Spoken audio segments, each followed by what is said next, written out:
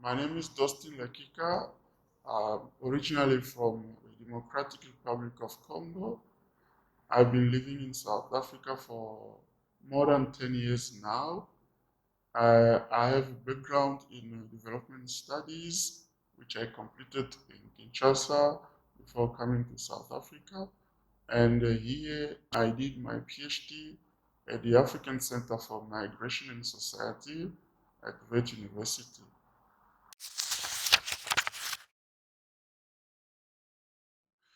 My research project is on Congolese former soldiers living as refugees in South Africa. I try to see how they remembered war and violence in which they took part prior to coming to South Africa.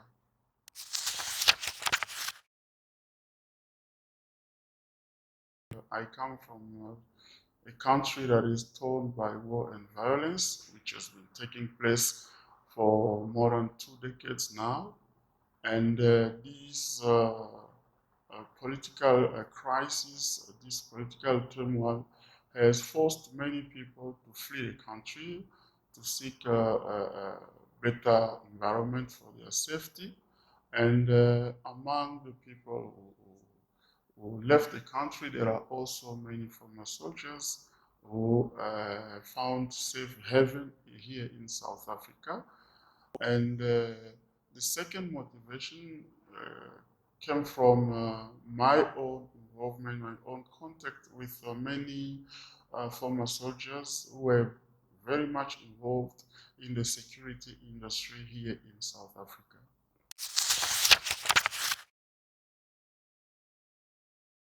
Research question was to know how the change of location, the change of environments influenced the military background, military identity of former soldiers in South Africa. How do they use their military knowledge in different contexts? What's kept on what they kept as military conduct in their socializing with other people within the Congolese community and also with some other people, and what knowledge they didn't use while they were still in South Africa. I use ethnographic methods, but particularly I used face-to-face interviews and also participant observation. So face-to-face interviews were very relevant because I wanted to be in contact with the people, try to interact with them and learn more about their military involvement and how this continued to linger in the migration context. And also, participant observation was very important because I also wanted to see how these former soldiers interacted with other people in different social gatherings here in South Africa.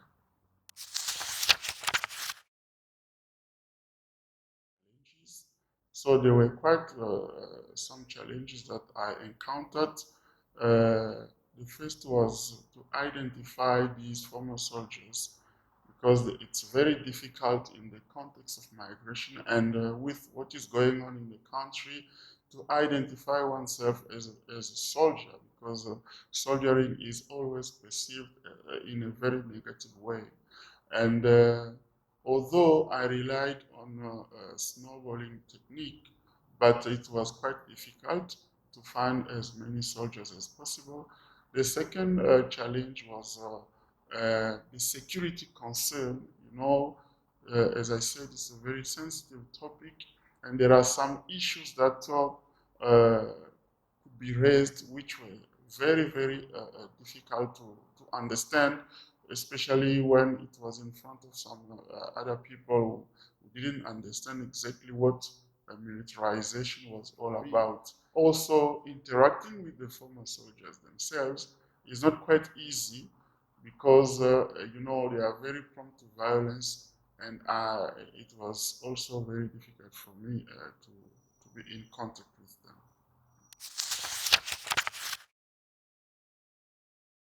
So basically what I did, I tried to be part of as many academic encounters, scientific meetings as possible here in South Africa or even out of South Africa. For example, here at the French Institute of South Africa, we had a very interesting conference on territories of migration, where it was a kind of comparison between the migration in Southern African region and in the Middle East.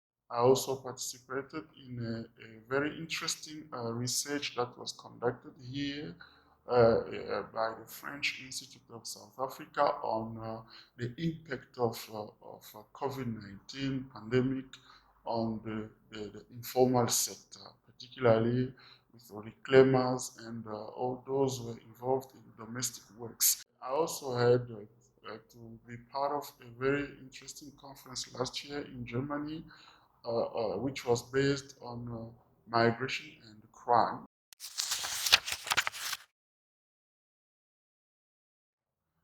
You know, the South African cities in general are heavily militarized. There is too much discourse of violence, crime going on. And it was quite interesting to see how former soldiers used their military knowledge to defend themselves in this heavily militarized context. It was interesting to see what kind of knowledge was helpful to these former soldiers and how they used it in a different context which is the South African context, which is quite different from where they come from.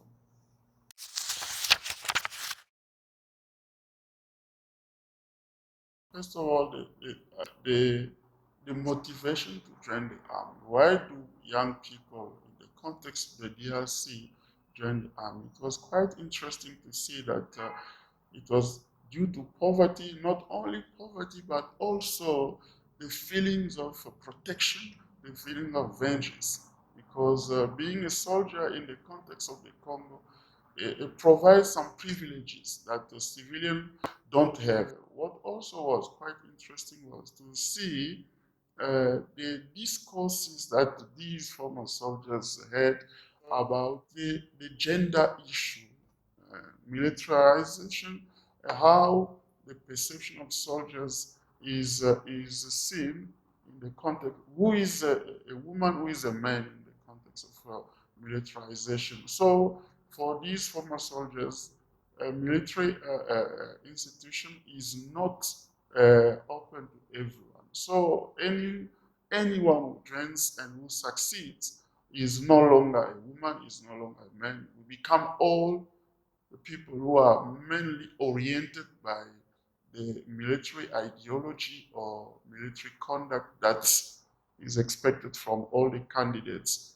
And in the context of South Africa, I found that military knowledge was very instrumental because it helped them to